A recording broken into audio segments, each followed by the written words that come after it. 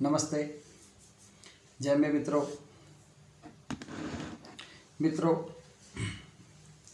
આજના લેક્ચરની અંદર આપણે જે ટોપિક કરવાનો છે એ છે ડિપોઝિટરીની સેવાઓ, એટલે કે ડિપોઝિટરી એ કઈ કઈ સેવાઓ આપે છે એના વિશે આપણે અભ્યાસ કરવાનો છે.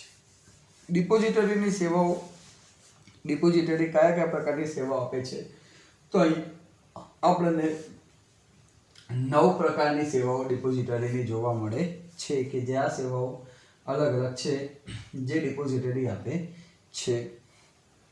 રાઈટ, આ જે સેવાઓ છે એ રોકાણકારોને ડિપોઝિટરી દ્વારા આપવામાં આવે છે. ડિપોઝિટરી શું કહેવાય આપણે લાસ્ટ લેક્ચરમાં ભણ્યા હતા, અને એની સેવાઓ રોકાણકારોને કયા કયા સ્વરૂપે મળે છે આજે આપણે દેખવાનું છે.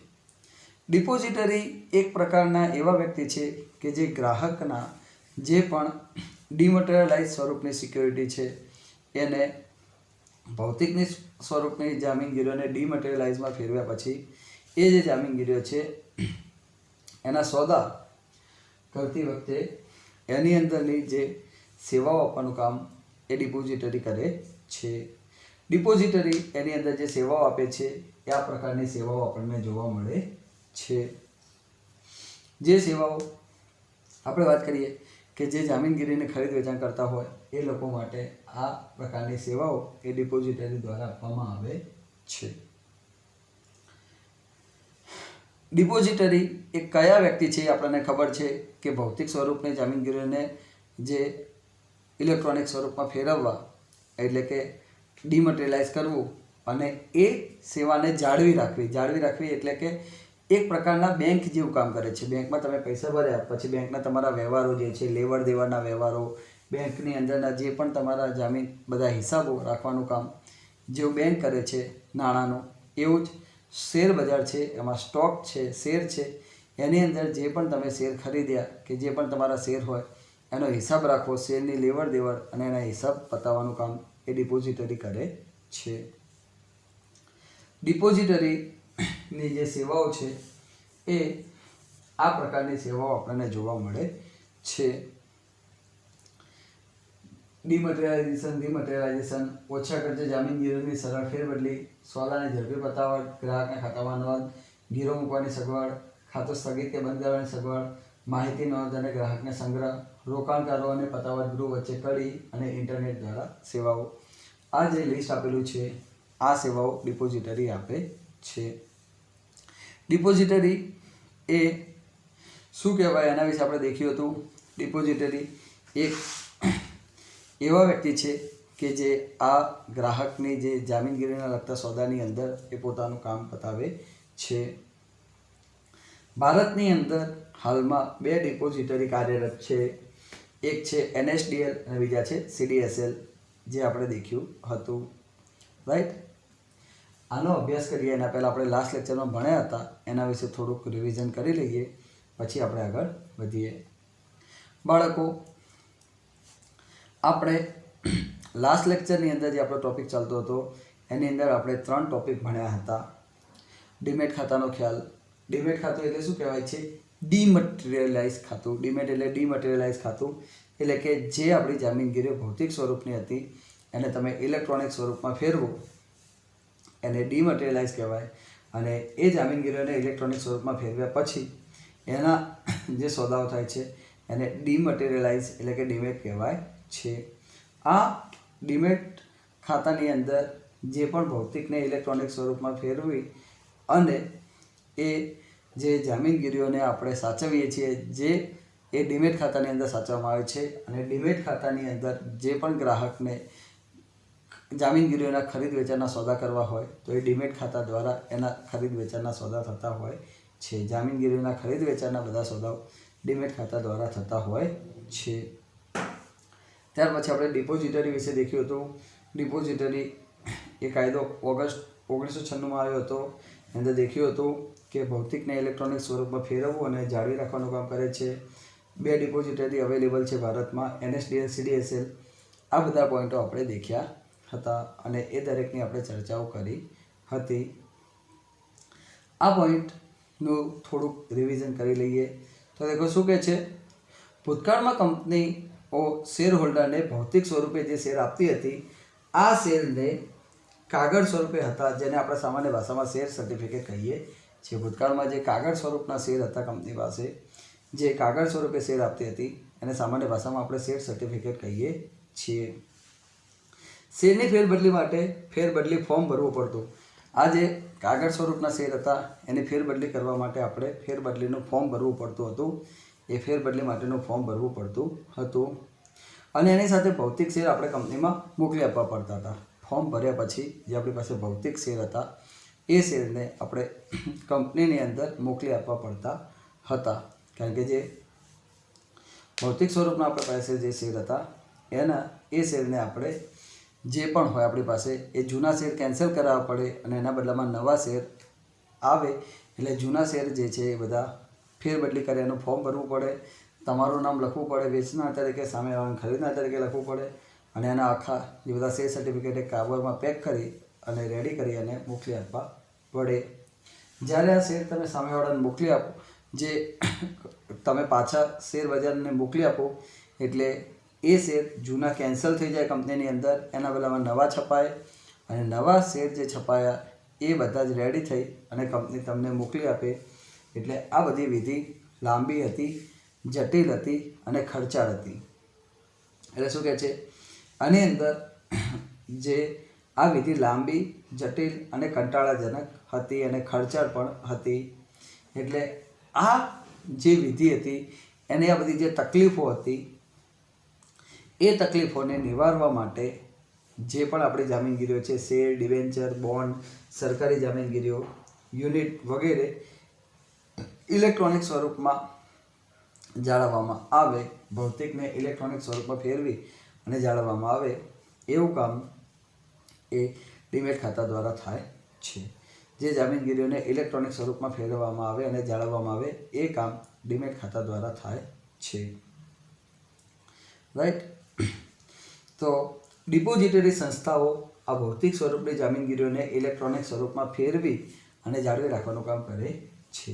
મિત્રો શું કહે છે, ભૌતિક સ્વરૂપની જામીનગીરીઓ છે એને ઇલેક્ટ્રોનિક સ્વરૂપમાં ફેરવવી અને ફેરવ્યા પછી જાળવી રાખવી એ કામ ડિપોઝિટરી સંસ્થાઓ કરે છે. ભૌતિકને ઇલેક્ટ્રોનિકમાં ફેરવવી અને ફેરવ્યા પછી જાળવી રાખવી એ કામ ડિપોઝિટરી સંસ્થાઓ કરે છે. ડીમટીરિયલાઇઝેશન, ડીમેટનું પૂરું નામ છે ડીમટીરિયલાઇઝેશન. ડીમટીરિયલાઇઝેશન એટલે કે ભૌતિક સ્વરૂપની જામીનગીરીઓને કોમ્પ્યુટર દ્વારા ઇલેક્ટ્રોનિક ડેટામાં રૂપાંતર કરવું. ભૌતિક સ્વરૂપની જે જામીનગીરીઓ છે એને કોમ્પ્યુટર દ્વારા ઇલેક્ટ્રોનિક ડેટામાં રૂપાંતર કરવું, ઇલેક્ટ્રોનિક સ્વરૂપમાં રૂપાંતર કરવું, એને ડીમટીરિયલાઇઝેશન એટલે કે ડીમેટ ખાતા તરીકે ઓળખવામાં આવે છે. ડિપોઝિટરી કાયદો 1996 અન્વયે રોકાણકારોને ભૌતિક સ્વરૂપે અથવા ડીમટીરિયલાઇઝ સ્વરૂપે જામીનગીરીઓ ધારણ કરવાનો વિકલ્પ મળે છે. ડિપોઝિટરી જે કાયદો એવું કહે છે કે તમે રોકાણકારો છો તો તમારી પાસે ઓપ્શન્સ છે કે તમે ભૌતિક સ્વરૂપે રાખો અથવા ઇલેક્ટ્રોનિક સ્વરૂપે જામીનગીરીઓ રાખો, એવો ઓપ્શન્સ તમને મળે છે.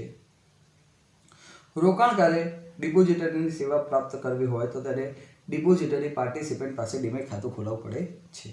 તમારે આ ડિપોઝિટરીની જે સેવાઓ મેળવવી છે તો ડિપોઝિટરી સીધા ગ્રાહકના સંપર્કમાં ના આવે. એટલે ડિપોઝિટરીની જો તમારે સેવા મેળવવી હોય તો એના એજન્ટ હોય, એના જે માણસો હોય એને પાર્ટિસિપેન્ટ કહેવાય. એટલે તમારે જો એની સેવા મેળવવી છે તો તમારે એના પાર્ટિસિપેન્ટ કે એના એજન્ટ પાસે ખાતું ખોલાવવું પડે છે. એટલે તમારે જો એની સેવા મેળવવી હોય તો તમારે એના પાર્ટિસિપેન્ટ પાસે ખાતું ખોલાવવું પડે છે. ડિપોઝિટરી પોતાના પ્રતિનિધિ કે એજન્ટ મારફતે ડીમેટની સેવા આપે છે. ડિપોઝિટરી એના એજન્ટ મારફતે આ સેવા આપે છે. એટલે ડિપોઝિટરી એના એજન્ટ મારફતે આ સેવા આપે છે. રોકાણકારે ડીમેટ ખાતું ખોલાવવા માટે વિનંતીનું ફોર્મ ભરીને ડિપોઝિટરી પાર્ટિસિપેન્ટને આપવું પડે છે. ડીમેટ ખાતું ખોલાવવા માટેનું વિનંતીનું ફોર્મ ભરી અને પાર્ટિસિપેન્ટને આપવું પડે છે કે તમે ડીમેટ ખાતું ખોલાવવા માગો છો. આજે તમારે ડિપોઝિટરીની સેવા જોતી હોય તો તમારે એના પ્રતિનિધિ કે એજન્ટના ત્યાં ખાતું ખોલાવવું પડે અને આ સેવાઓ તમને ડીમેટ ખાતાથી જ મળશે, એમને મળતી નથી. એટલે ડીમેટ ખાતું ખોલાવવું જ પડે તો જ પાર્ટિસિપેન્ટની સેવા મળે. અને આવું ડીમેટ ખાતું ખોલાવવું હોય તો સેવાઓ જોતી હોય તો એના માટેનું ફોર્મ ભરવું પડે અને એ ફોર્મ ભરી અને ડિપોઝિટરી પાર્ટિસિપેન્ટને આપવું પડે તો જ એ સેવા મળે છે. જો ડિપોઝિટરી શું કહે છે એનો અર્થ અને એની સમજૂતી તો દેખો શું કહે છે. ભારતમાં કંપની દ્વારા અન્વયે નોંધાયેલી કંપની ડિપોઝિટરી તરીકે કામ કરી શકે છે. ડિપોઝિટરી તરીકે કામ કરવા માટે જે પણ માગતું હોય, જે પણ વ્યક્તિ ઈચ્છા ધરાવતું હોય, જે પણ વ્યક્તિ ડિપોઝિટરી તરીકે કામ કરવા ઈચ્છે છે એ નોંધાયેલી કંપની હોવી જોઈએ તો જ ડિપોઝિટરી તરીકે કામ કરી શકે છે. એટલે ડિપોઝિટરી કાયદા અન્વયે જે નોંધાયેલી કંપની છે એ ડિપોઝિટરી તરીકે કામ કરી શકે છે. ડિપોઝિટરી કાયદો ઓગસ્ટ 1996માં અમલમાં આવ્યો હતો. ક્યારે અમલમાં આવ્યો હતો? ઓગસ્ટ 1996માં અમલમાં આવ્યો હતો. ડિપોઝિટરી કાયદો ક્યારે અમલમાં આવ્યો હતો? ઓગસ્ટ મહિનામાં 1996માં અમલમાં આવ્યો હતો. ડિપોઝિટરીઓ તેની કામગીરી શરૂ કરતા પહેલાં સેબી પાસેથી નોંધણીનું પ્રમાણપત્ર મેળવવું પડે. એટલે તમે ડિપોઝિટરી તરીકે કામ કરવા માગો છો તો એક તો પહેલાં તમે નોંધાયેલી કંપની હોવા જોઈએ અને તમે ડિપોઝિટરી તરીકે કામ કરવા માગો છો તો તમારે સેબી પાસેથી પહેલાં તો મંજૂરી લેવી પડે અને સેબી પાસેથી નોંધણીનું પ્રમાણપત્ર મેળવવું પડે. સેબી પાસેથી મંજૂરી મેળવી અને નોંધણીનું પ્રમાણપત્ર મેળવવું પડે. ડિપોઝિટરીની કામગીરીનું નિયંત્રણ ડિપોઝિટરી કાયદા અને સેબી દ્વારા થાય છે. એટલે ડિપોઝિટરી જે પણ કાર્ય કરે છે એના પર નિયંત્રણ ડિપોઝિટરી જે છે એ જે પણ કામ કરે છે એના પર નિયંત્રણ ડિપોઝિટરી કાયદા અને સેબી દ્વારા થાય છે. ડિપોઝિટરીની કામગીરીનું નિયંત્રણ એ ડિપોઝિટરી કાયદા અને સેબી દ્વારા થાય છે. ની કામગીરીનું નિયંત્રણ ડિપોઝિટરી કાયદા અને સેબી દ્વારા થાય છે. સમગ્ર ડિપોઝિટરીની પ્રક્રિયામાં ડીમેટ ખાતું અને ડીમટીરિયલાઇઝેશન કેન્દ્ર સ્થાને છે. ડિપોઝિટરી જે પણ કામ કરે છે એના મુખ્ય મેઇન એનો ફોકસ એના ઉપર છે. તો ડિપોઝિટરીના કાર્યનો મેઇનલી ફોકસ એ ડીમટીરિયલાઇઝેશન અને ડીમેટ ખાતું એના મુખ્ય કેન્દ્ર સ્થાને છે. કારણ કે ડિપોઝિટરીનું મુખ્ય કાર્ય શું છે? ભૌતિકને ઇલેક્ટ્રોનિક સ્વરૂપમાં ફેરવવું અને જાળવી રાખવું. એટલે ડીમેટ ખાતું અને ડીમટીરિયલાઇઝેશન એના મુખ્ય કેન્દ્ર સ્થાનમાં છે. ડીમેટ ખાતું અને ડીમટીરિયલાઇઝેશન એના કેન્દ્ર સ્થાને છે.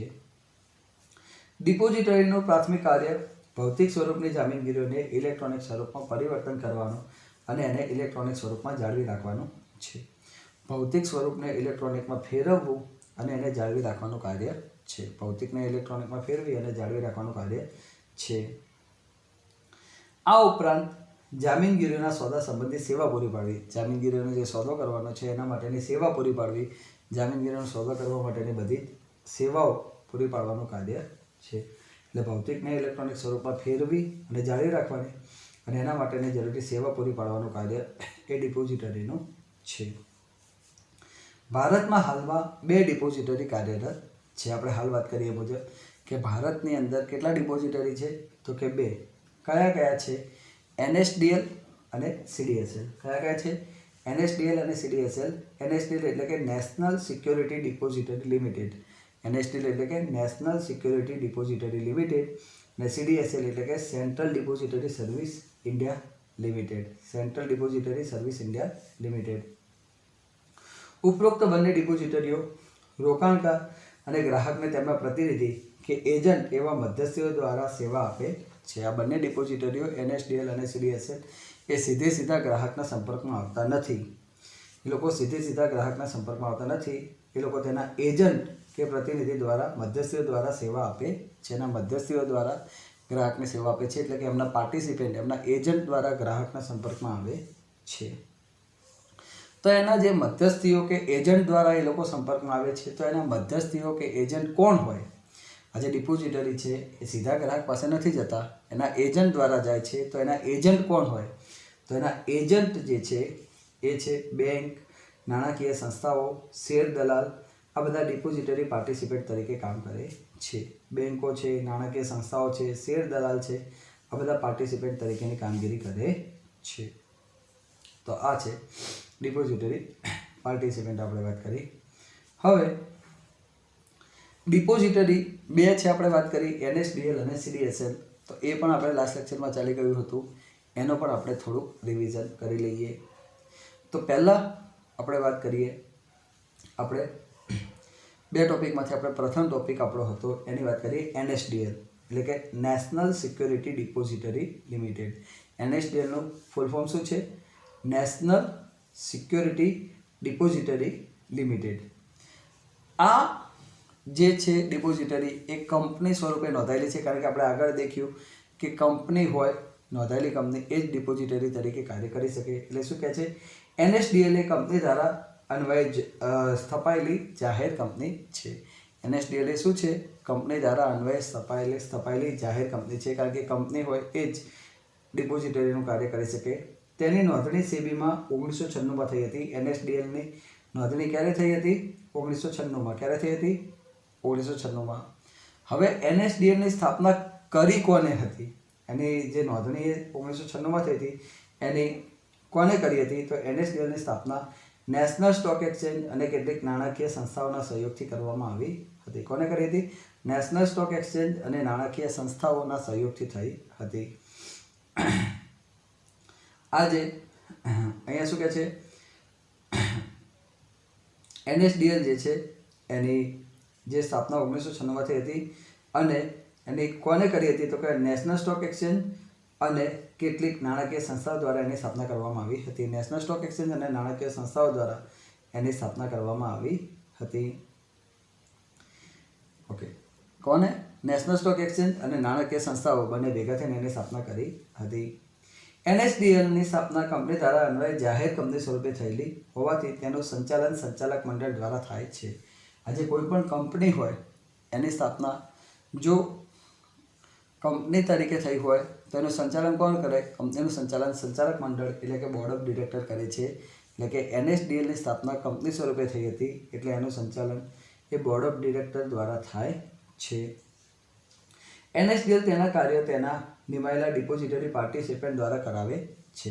NSDL સીધું કોઈ પણ રીતે ગ્રાહકના સંપર્કમાં નથી આવતું. એ એના એજન્ટો દ્વારા ગ્રાહક પાસે કાર્ય કરાવે છે. એના એજન્ટ દ્વારા ગ્રાહક પાસે કાર્ય કરાવે છે. સીધું સંપર્કમાં આવતું નથી. રાઈટ? એના એજન્ટ દ્વારા કાર્યો કરાવે છે. જેમ કે ફીની વસૂલાત કરવી એ બધું એ ડિપોઝિટરી પાર્ટિસિપેટ પાસેથી જ કરે છે. જે પણ ગ્રાહક પાસેથી ફી લેવાની હોય એ બધી એજન્ટ પાસેથી વસૂલ કરે છે, કારણ કે ગ્રાહક પાસેથી એજન્ટ લઈને એજન્ટ પાસેથી વસૂલ કરે છે. સીધા ગ્રાહકના સંપર્કમાં આવતા નથી. નહીં કે રોકાણકારો કે ગ્રાહકો પાસેથી ફીની પ્રત્યક્ષ રીતે કે કોઈ ખર્ચ ચૂકવવાનો હોય તો એ ડિપોઝિટરી પાર્ટિસિપેટ એ ગ્રાહક પાસેથી વસૂલ કરે છે. મતલબ કોઈ ફી લેવાની હોય કે કોઈ ખર્ચ વસૂલ કરવાનો હોય તો ડિપોઝિટરી સીધા ગ્રાહક પાસેના સંપર્કમાં પ્રત્યક્ષ નથી આવતા. એ ગ્રાહક કે રોકાણકારો પાસેથી એ રકમ વસૂલ કરે છે. ગ્રાહક કે રોકાણકારો પાસેથી આની રકમ વસૂલ કરે છે. સીધા સંપર્કમાં આવતા નથી. આ સંસ્થા ડીમટેરિયલાઇઝેશન, રીમટેરિયલાઇઝેશન, ઇલેક્ટ્રોનિક રીતે સોદાની પતાવટ, હકના શેર, બોનસ શેર ગ્રાહકના ખાતામાં જમા કરવા, ગ્રાહકનું ખાતું સ્થગિત કરવું જેવી સેવાઓ ઓનલાઈન પૂરી પાડે છે. આજે ડિપોઝિટરી છે એ ડીમટેરિયલાઇઝેશન, રીમટેરિયલાઇઝેશન, ઇલેક્ટ્રોનિક રીતે સોદાની પતાવટ કરવી, હકના શેર, બોનસના શેર ગ્રાહકના ખાતામાં જમા કરવા, ગ્રાહકનું ખાતું સ્થગિત કરવું, હોલ્ડ રાખવું વગેરે જેવી ઓનલાઈન સેવા પૂરી પાડે છે. ડિપોઝિટરી સીધા ગ્રાહકના સંપર્કમાં નથી આવતા. એના પાર્ટિસિપેન્ટ એટલે કે એના એજન્ટ દ્વારા સંપર્કમાં આવે છે. ત્યાર પછીનો આપણે ટોપિક દેખ્યો કે ડિપોઝિટરી આ NSDL છે કઈ સુવિધા આપે છે? તો કે ડીમટેરિયલાઇઝ કરવું, ભૌતિકને ઇલેક્ટ્રોનિકમાં ફેરવવું, રીમટેરિયલાઇઝ ઇલેક્ટ્રોનિકને ભૌતિકમાં ફેરવવું, ઇલેક્ટ્રોનિક રીતે સોદાની પતાવટ એટલે કે ઇલેક્ટ્રોનિક રીતે સોદાને પતાવટ કરવી, હકના શેર, બોનસના શેર ગ્રાહકના ખાતામાં જમા કરવા, તમને હકના શેર મળે, બોનસના શેર મળે તમારા ખાતામાં જમા કરવા, ગ્રાહકનું ખાતું સ્થગિત કરવું એટલે કે હોલ્ડ રાખવું જેવી ઓનલાઈન સેવા પૂરી પાડે છે.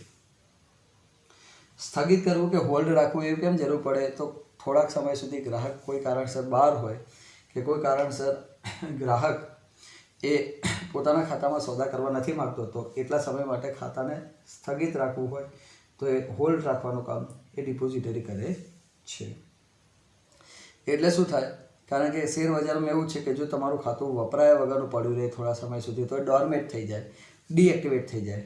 એટલે તમારે ડીએક્ટિવેટ નથી થવા દેવું તો એના માટે તમારે ખાતાને હોલ્ડ કરાવી નાખવાનો, સ્થગિત કરાવી નાખવાનો, એવી સેવા એ ડિપોઝિટરી પૂરી પાડે છે. ત્યાર પછી આપણે દેખ્યું હતું CDSL central depository service India limited. જેમ NSDL દેખ્યું એવું બીજા નંબરે હતું CDSL central depository service India limited. Right. તો શું કહે છે બાળકો? CDSL એટલે કે સેન્ટ્રલ ડિપોઝિટરી સર્વિસ ઇન્ડિયા લિમિટેડની સ્થાપના મુંબઈ શેર બજાર અને બેંકોના સહયોગથી 1999માં કરવામાં આવી હતી. NSDLની સ્થાપના કોને કરી હતી? નેશનલ સ્ટોક એક્સચેન્જ અને નાણાકીય સંસ્થાઓએ કરી હતી 1996માં. અને CDSLની સ્થાપના કોને કરી છે? તો કે મુંબઈ શેર બજાર. કોને કરી છે? મુંબઈ શેર બજાર અને અમુક બેંકો, મુંબઈ શેર બજાર તથા અમુક બેંકોના સહયોગથી આની સ્થાપના 1999માં કરવામાં આવેલી હતી. ક્યારે? 1999માં કેટલીક બેંકો અને નાણાકીય સંસ્થાઓના બેંકો અને મુંબઈ શેર બજાર આ બંનેના સહયોગથી કરવામાં આવી હતી. CDSLનો ઉદ્દેશ્ય રોકાણકારોને સુવિધાયુક્ત સેવાઓ અને સલામતી પૂરી પાડવાનો છે. રોકાણકારોને સુવિધાયુક્ત અને સલામતી પૂરી પાડવાનો CDSLનો હેતુ છે. સુવિધાયુક્ત સેવા પાડવી અને સલામતી પૂરી પાડવી એનો હેતુ છે. તેની સાથે નોંધાયેલા પાર્ટિસિપન્ટની યાદી વખતો વખત વેબસાઇટ ઉપર પ્રસિદ્ધ કરે છે. CDSL એની સાથે જે લોકો જોડાયેલા છે એની યાદી એ વખતો વખત પ્રસિદ્ધ કરે છે. કારણ કે એનો હેતુ શું છે? કે રોકાણકારોને સુવિધાયુક્ત સેવાઓ અને સલામત સેવા પૂરી પાડવી. સુવિધાયુક્ત સેવાઓ અને સલામત સેવા પૂરી પાડવી એટલે કે રોકાણકારોને સુવિધાવાળી અને સલામતીની સેવા પૂરી પાડવી એ CDSLનો મુખ્ય હેતુ છે. સલામતીવાળી અને સુવિધાવાળી સેવા પૂરી પાડવી એટલે કે લોકોને સલામતી મળી રહે એનો મુખ્ય હેતુ છે. તો સલામતી આપવા માટે શું કરે છે? કે લોકો સાથે ફ્રોડ ના થાય, ચીટિંગ ના થાય, એટલા માટે એની સાથે જે એના પાર્ટિસિપન્ટ જોડાયેલા છે એની યાદી વખતો વખત આપે. કારણ કે ઘણી વખત અમુક ફેક પાર્ટિસિપન્ટ આવી જાય, ગ્રાહકના પાસેથી પૈસા લઈ લે ને પછી જામીનગીરી ખોટા સોદા કરી નાખે અને ગ્રાહકને ચીટિંગ કરીને ફ્રોડ કરે, એવું નહીં. અહીંયા શું કહે છે કે ગ્રાહકોને સુવિધા અને સલામતી આપવી. સલામતી આપવા માટે વખતો વખત લિસ્ટ રજૂ કરે કે આટલા પાર્ટિસિપન્ટ એની સાથે જોડાયેલા છે અને આ લોકો છે. એટલે વખતો વખત યાદી આપે છે એટલે લોકોને ખબર પડે કે આ જ લોકો છે. CDSL સમગ્ર ભારતમાં ઓનલાઈન ડિપોઝિટરીની સેવા પૂરી પાડે છે. આખા ભારતની અંદર ઓનલાઈન તમારે ડિપોઝિટરીની સેવા જોતી હોય તો આખા ભારતની અંદર ઓનલાઈન આવી ડિપોઝિટરીની સેવા એ CDSL આપે છે. સમગ્ર ભારતની અંદર ઓનલાઈન ડિપોઝિટરીની સેવા એ CDSL આપે છે. સમગ્ર દેશમાં CDSL અને NSDL એ ડિપોઝિટરી પાર્ટિસિપન્ટ તેમની સાથે ઇલેક્ટ્રોનિક જોડાયેલા હોવાથી રોકાણકારોને ઘર આગળ ડિપોઝિટરીની તમામ સેવા ઉપલબ્ધ કરે છે. NSDL અને CDSLની જે પણ સેવાઓ છે ઓનલાઈન છે.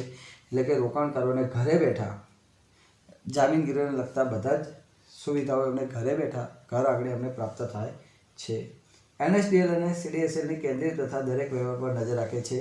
એટલે દરેક વ્યવહારો જે ઓનલાઈન થાય છે એના પર NSDL અને CDSLની જે સંસ્થા છે એ કેન્દ્રિત નજર રાખે છે કે એના પર ટોટલી ફોકસ રાખે છે અને નજર રાખે છે કે એની અંદર કોઈ પણ પ્રકારનું કોઈ પણ રીતે તકલીફ ના પડે અને ક્યાંય ફ્રોડ ના થાય. એટલે કેન્દ્રિત પ્રથા એના પર ટોટલી નજર રાખે છે.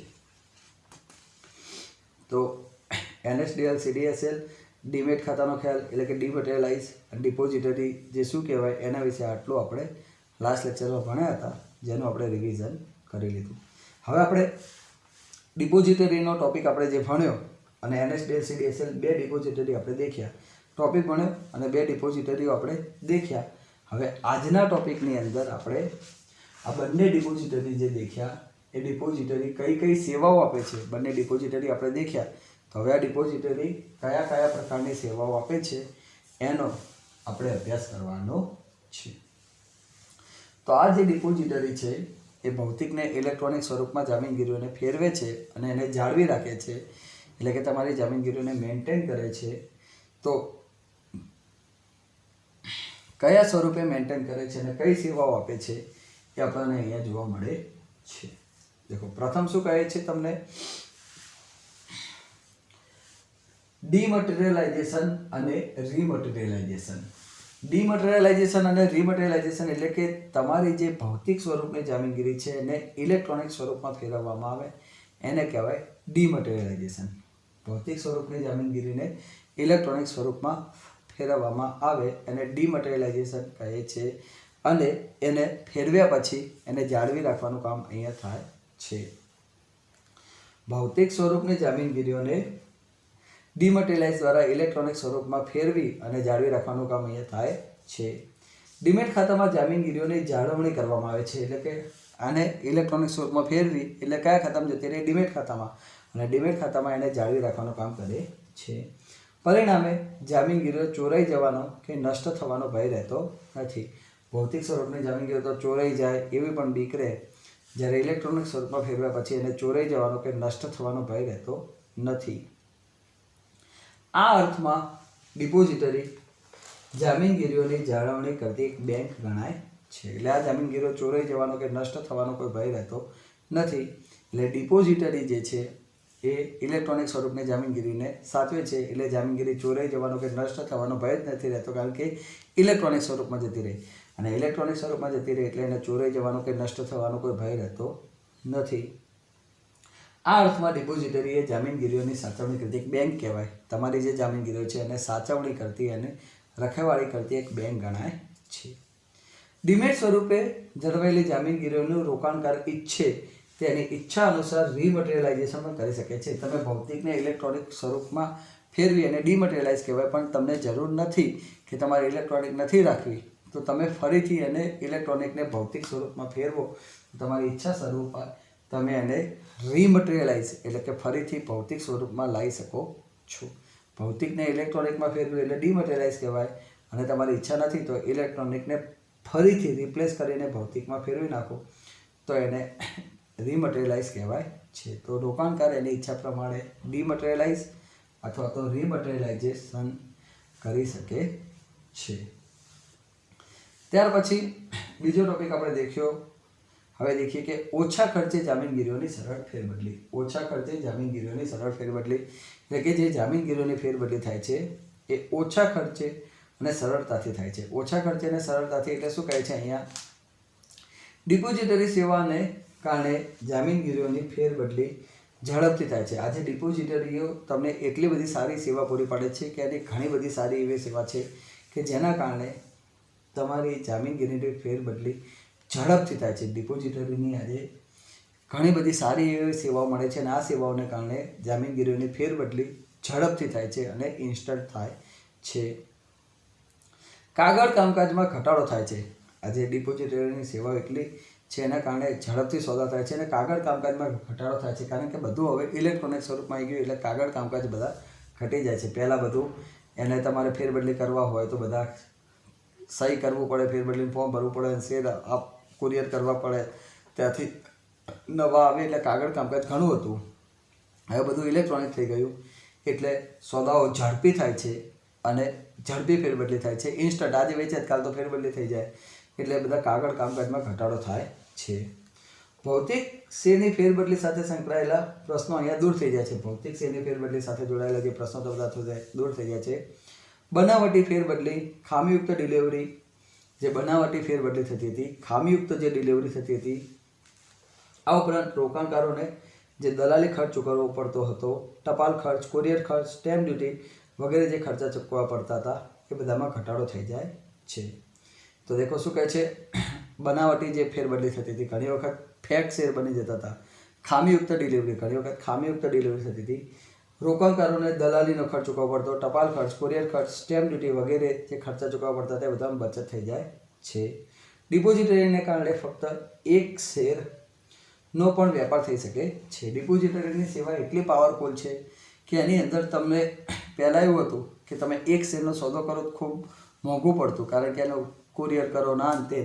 હવે બધું ઇલેક્ટ્રોનિક સ્વરૂપમાં થઈ ગયું એટલે રોકાણકારોને ટપાલ ખર્ચ, કુરિયર ખર્ચ, સ્ટેમ્પ ડ્યુટી આ બધા ખર્ચાઓ બધા મટી ગયા, કારણ કે બધું ઓનલાઈન થઈ ગયું.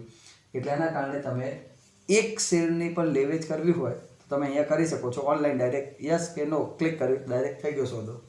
જ્યારે પહેલાં એને ટપાલ કરવી, કુરિયર ખર્ચ, સ્ટેમ્પ ડ્યુટીનો ખર્ચ, આ બધા ખર્ચાઓ રોકાણકારોને ભોગવવા પડતા. એટલે પહેલાં એક શેર વેચો તો મોંઘું પડતું, હવે એમાં ચાલી જાય છે, કારણ કે એની અંદર બધું ઓનલાઈન થઈ ગયું. એટલે એની અંદર રોકાણકારોને ફાયદો કરી આપે છે. એક શેરનો સોદો કરવો હોય તો પણ એ થઈ શકે છે, કારણ કે એની અંદર હવે બધા ખર્ચાઓ બધા મટી ગયા એટલે રોકાણકારને પોસાય છે. પહેલાં તકલીફ પડતી, હવે પોસાય છે. ત્યાર પછી સોદાની ઝડપી પતાવટ. તો દેખો શું કહે છે, સોદાની ઝડપી પતાવટ એટલે શું કહે છે, આના જેવું કે ડિપોઝિટરીની જે સેવાઓ એટલી પાવરફુલ મળે છે કે તમે સોદાની ઝડપી પતાવટ કરી શકો છો, ઇન્સ્ટન્ટ સોદાને પતાવી શકો છો. ડિપોઝિટરી પાર્ટિસિપેન્ટ જામીનગીરીઓની ફેરબદલી ઝડપથી કરે છે. ડિપોઝિટરીના પાર્ટિસિપેન્ટ છે એ જામીનગીરીઓની ફેરબદલી એટલા ઝડપથી કરી નાખે છે કે સોદાની પતાવટ સાથે તરત જ જામીનગીરીઓ અથવા રોકડ મળી જાય છે. જેવો સોદો પત્યો એની સીધી જામીનગીરી અહીંયાથી ત્યાં જતી રહે, સીધી રોકડ મળી જાય છે. એટલે કે અહીંયા ફેરબદલી ઝડપથી થાય છે અને જામીનગીરીઓ સોદા પતાવટ સાથે જામીનગીરીઓની રોકડની ઝડપથી ફેરફાર થઈ જાય છે. એટલે આ સેવાઓ એટલી ઝડપથી મળે છે કે સોદાની પતાવટ થતાં જ રોકડ ઝડપથી મળી જાય છે. રોકાણકારે કંપની સાથે પત્ર વ્યવહાર કરવાની જરૂર નથી. અહીંયા ડિપોઝિટરીની સેવાઓ એટલી પાવરફુલ મળે છે કે સોદાની પતાવટ સાથે સીધી જ જામીનગીરીઓની લેવે થઈ જાય છે. એટલે રોકાણકારે કોઈ પત્ર વ્યવહાર કરવાની જરૂર પડતી નથી. રોકાણકારે કોઈ પત્ર વ્યવહાર કરવાની જરૂર પડતી નથી, સીધું જ સોદાની પતાવટ થઈ જાય છે. શેરબજારમાં જામીનગીરીના સોદાની પતાવટ વિવિધ પક્ષકારો વચ્ચે ઇલેક્ટ્રોનિક પદ્ધતિ દ્વારા થાય છે. આજે બધું સોદાની પતાવટ જે થાય છે, એક તરફ ઇલેક્ટ્રોનિક સ્વરૂપે તમે જામીનગીરીઓ ફેરવીને એક તરફ તમારો પૈસા આવી ગયા, એટલે સામે પૈસા, એક તરફ પૈસા ને એક સામે ડાયરેક્ટ જે જામીનગીરી બધું ઓનલાઈન થઈ જતું હોય. તમે ઓનલાઈન ફંડ ટ્રાન્સફર કરો, ઓનલાઈન તમારા ખાતામાં શેર આવી જતા હોય છે. એટલે બધું ઇલેક્ટ્રોનિક સ્વરૂપે થઈ જતું હોવાને કારણે કોઈ પત્ર વ્યવહાર કરવો પડતો નથી, કોઈ લેખિતમાં કાગળ ચિઠ્ઠી કોઈ આપવાની હોતી નથી. શેરબજારમાં જામીનગીરીઓના સોદાની પતાવટ વિવિધ પક્ષકારો વચ્ચે ઇલેક્ટ્રોનિક પદ્ધતિ થાય છે. અહીંયા જે જામીનગીરીઓની પતાવટ છે એ ઇલેક્ટ્રોનિક પદ્ધતિથી, ઓનલાઈન મેથડથી બધી જ લેવડ દેવડ થાય છે. એની અંદર બીજી કોઈ એક્સ્ટ્રા વસ્તુ હોતી નથી, ઓનલાઈન લેવડ દેવડ પતી જતી હોય છે. પછી આવે છે ગ્રાહકના ખાતામાં નોંધ. ગ્રાહકના ખાતામાં નોંધ એટલે શું કહે છે કે રોકાણકારને કંપની તરફથી માત્ર મળવાપાત્ર બોનસ શેર, હકના શેર ઉપરાંત જાહેર ભરણા દ્વારા ફાળવવામાં આવેલા શેર ઇલેક્ટ્રોનિક પદ્ધતિથી ગ્રાહકના ખાતામાં જમા થઈ જાય છે. એટલે જે પણ તમને ઓનલાઈન શેર તમને ફાળવેલા છે, બોનસ શેર, હકના શેર, આ બધા ગ્રાહકને આપેલા છે, ઇલેક્ટ્રોનિક પદ્ધતિથી તમારા ખાતામાં જમા થઈ જાય છે. એટલે કે જે પણ તમને શેર મળેલા છે, હકના શેર, બોનસ શેર, આ બધા ઓનલાઈન તમારા ખાતાની અંદર જમા થઈ જાય છે. એટલે કે ઇલેક્ટ્રોનિક પદ્ધતિથી ગ્રાહકના ખાતામાં સીધા જમા થઈ જાય છે.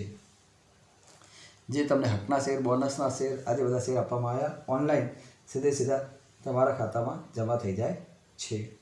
એટલે એના માટે કોઈ જૂના શેર કેન્સલ કરવા, નવા શેર લાવવા કે એવું કશો હોતો નથી. ઓનલાઈન જે પણ તમને શેર મળે એ ડાયરેક્ટ જ તમને હકના શેર, બોનસના શેર કે તમે કોઈ આઈપીઓ ભર્યો હોય એના દ્વારા તમને જે શેર મળેલા હોય સીધા તમારા ખાતામાં જમા કરી દેવામાં આવે છે ઇલેક્ટ્રોનિક પદ્ધતિથી. એના માટે કોઈ ફોર્મ ભરવાનું હોતું નથી. સીધા તમે કોઈ ખરીદો કે તમને કોઈ શેર મળ્યા હોય તો સીધા તમારા ખાતામાં જમા થઈ જાય છે.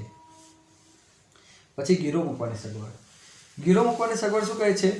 ડિપોઝિટરી આવી પણ એક સારી એવી સેવા આપે છે કે તમારે કોઈ વખત પૈસાની અચાનક જરૂર પડી તો તમારી પાસે જે શેર છે એને તમે ગીરવે મૂકી દો અને એના પરથી પણ તમને ફંડિંગ એટલે કે લોન આપવામાં આવે છે. એટલે તમારે કોઈ કામ અટકે નહીં, એના પરથી તમને લોન મળી રહે છે. દેખો શું કહે છે? જામીનગીરીઓ ગીરો મૂકવાની અને જામીનગીરીઓ પર લોન લેવાની સગવડ પણ આપે છે. જામીનગીરીઓ ગીરવે મૂકવાની અને એના પર લોન લેવાની સગવડ પણ ડિપોઝિટરી આપે છે. ગીરવે મૂકીને એના પર લોન લેવાની સગવડ પણ ડિપોઝિટરી આપે છે. પછી ખાતું સ્થગિત કે બંધ કરવાની સગવડ. સ્થગિત કે બંધ કરવાની સગવડ એટલે કે કોઈ કારણસર તમારે, આપણે હાલ વાત કરી હતી ને કે લાંબા સમય માટે પરદેશ જવાનું થાય કે કોઈ કારણસર તમારે અમુક સમય સોદા નથી કરવા, તો એવું ખાતું ડોરમેટ ના થઈ જાય એટલા માટે એટલા સમય માટે એને સ્થગિત કરી દેવાનું. અથવા તો તમારે હવે જામીનગીરીમાં શેરબજારમાં 2-4 હારા ફટકા ગાતા હવે કે શેરબજાર કરવું જ નથી તો ખાતું બંધ કરી નાખવું, તો આવી સેવા પણ તમને ડિપોઝિટરી આપે છે. તમારે ખાતું હોલ્ડ રાખવું છે કે પછી બંધ જ કરી રાખવું છે તેની સગવડ પણ મળી રહે છે. તો શું કહે છે? લાંબા સમય માટે તમારે પરદેશ જવાનું થાય અથવા તો કોઈ કારણસર થોડા સમય પૂરતું ખાતું બંધ રાખવું હોય તો ખાતું તેટલા સમય માટે સ્થગિત કરવાની સગવડ પણ આપવામાં આવે છે. જો તમારે લાંબા સમય માટે પરદેશ જવાનું હોય કે કોઈ કારણસર તમારે થોડાક સમય માટે ખાતું બંધ રાખવું હોય તો એટલા સમય માટે એને સ્થગિત કરવાની સગવડ પણ આપે છે. તમારે લાંબા સમય સુધી પરદેશ જવાનું થાય અથવા કોઈ કારણસર તમારે ખાતાને બંધ રાખવું છે કે હવે નથી કરવું, તો એવી સગવડ પણ તમને ડિપોઝિટરી આપે છે. જરૂર અનુસાર ખાતું બંધ પણ કરાવી શકાય છે, એટલે કે થોડા સમય માટે તમારે ખાતું હોલ્ડ રાખવું છે કે ભાઈ ચલો થોડા સમય પછી સોદા કરશો તો હોલ્ડ રાખવાની, અને હવે સોદા કરવા જ નથી તો ખાતું બંધ કરી નાખવું છે તો બંધ કરવાની, જરૂરિયાત અનુસાર બંધ કરવાની સગવડ પણ આપી શકાય છે. એટલે આવી સગવડ એ ડિપોઝિટરી આપે છે. પછી શું કહે છે? માહિતીની નોંધ અને સંગ્રહ. માહિતીની નોંધ અને સંગ્રહ એટલે કે જે પણ વ્યવહાર સાથે, જે શેરબજાર સાથે જે પણ માહિતી જોડાયેલી છે એની નોંધ આપવી અને એનો સંગ્રહ કરવો, એ પણ ડિપોઝિટરી સેવા આપે છે. તો શું કહે છે? જામીનગીરીઓ સાથે સંકળાયેલા દરેક વ્યવહારની નોંધ ડીમેટ ખાતામાં રાખે છે. માહિતીની નોંધ અને સંગ્રહ એટલે કે જામીનગીરી સાથે જે પણ માહિતી જોડાયેલી છે એની નોંધ ડીમેટ ખાતું રાખે છે. જે પણ જામીનગીરીઓ જોડાયેલી છે, જામીનગીરીઓ, એ માહિતીની નોંધ ડીમેટ ખાતામાં રાખવામાં આવે છે. જામીનગીરી સાથે સંકળાયેલા દરેક વ્યવહારનો ડીમેટ ખાતામાં રાખે છે અને એ માહિતીને સુરક્ષિત રાખે છે. માહિતીની નોંધ અને સંગ્રહ એટલે કે જામીનગીરીના ખરીદ વેચાણ સાથે જે માહિતી જોડાયેલી છે એ બધાની નોંધ રાખે છે અને સંગ્રહ રાખે છે. તમારે આખા વર્ષનો કે જેટલો પણ રિપોર્ટ જોતો હોય તો બધાની તમને કોપી મળી જાય. એટલે તમારે જે પણ ખરીદ વેચાણના સોદા થયા એ બધાની નોંધ એ ડિપોઝિટરી રાખે છે અને સુરક્ષિત રાખે છે. જ્યારે જોઈએ ત્યારે તમને મળી રહે એ રીતે સંગ્રહ કરવામાં આવે છે. તમારે જે પણ સોદા થયા એ બધાનું આખું લિસ્ટ એ ડિપોઝિટરી પાસે રાખે છે. જેમ તમારું બેંકમાં સ્ટેટમેન્ટ હોય, તમે માગો એટલે તમને સ્ટેટમેન્ટ મળી જાય, એમ ડિપોઝિટરી તમે જે જામીનગીરીના સોદા કર્યા હોય એની બધી ડિટેલ રાખે. તમે ઈચ્છો ત્યારે તમને આનું આખું સ્ટેટમેન્ટ મળી જાય છે. એના પરથી તમને ખબર પડી જાય કે તમારા કેટલા સોદા થયા અને કેવા થયા. રોકાણકારો અને પતાવટ ગૃહ વચ્ચે કડી. રોકાણકારો અને પતાવટ ગૃહ વચ્ચે કડી એટલે કે આજે તમારા સોદા થયા તો તમારો કોઈ સોદો થયો એટલે તમે પૈસા આપ્યા, એટલે તમારા પૈસા શેરબજારમાં ગયા, શેરબજાર પાસેથી રોકાણકાર પાસે ગયા એના ડીમેટ ખાતામાં, અને તમે જે શેર ખરીદ્યા એના ડીમેટ ખાતામાંથી પતાવટ ગૃહમાં આવ્યા, પતાવટ ગૃહમાંથી તમારા પાસે આવી ગયા. તો તમારા પૈસા તમારા પાસેથી પતાવટ ગૃહમાં ગયા, પતાવટ ગૃહમાંથી રોકાણકારના ડીમેટ ખાતામાં ગયા, ડીમેટ ખાતામાંથી શેર એ પતાવટ ગૃહમાં, પતાવટ ગૃહમાંથી તમને મળી ગયા. તો આ પતાવટ ગૃહ અને રોકાણકાર આ બંને વચ્ચેને જોડતી કડી એ ડિપોઝિટરી છે. આ બંનેને જોડતી લિંક કોણ છે? ડિપોઝિટરી છે. દેખો શું કહે છે? શેર બજારમાં થતા જામીનગીરીઓના વ્યવહાર અને સોદાની પતાવટમાં રોકાણકાર અને પતાવટ ગૃહ વચ્ચે ડિપોઝિટરી એ કડી તરીકેની સેવા આપે છે. જે જામીનગીરીઓના વ્યવહાર થાય છે, જે જામીનગીરીઓની લેવડ દેવડ થાય છે અને જે સોદાની પતાવટ થાય છે એની અંદર રોકાણકાર અને પતાવટ ગૃહ વચ્ચે કડી તરીકેની સેવા આપે છે. એટલે કે રોકાણકાર અને પતાવટ ગૃહ આ બંને વચ્ચેને જોડતી કડી એ શેરબજાર છે. બંનેને જોડતી કડી એ શેરબજાર છે.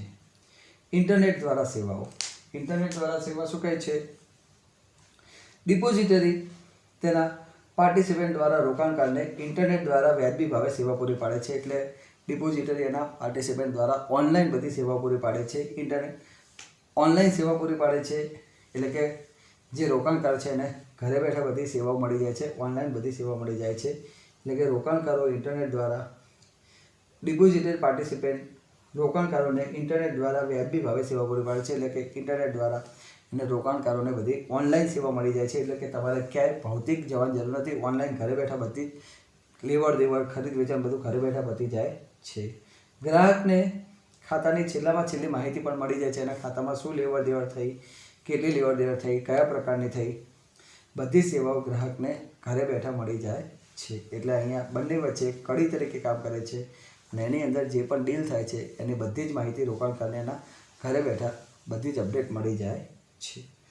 તો આ પ્રમાણે ડિપોઝિટરીની જે સેવાઓ છે એ ઓનલાઈન આપવામાં આવે છે કે જેથી રોકાણકારને એટલું હર્ડલ રહેતું નથી.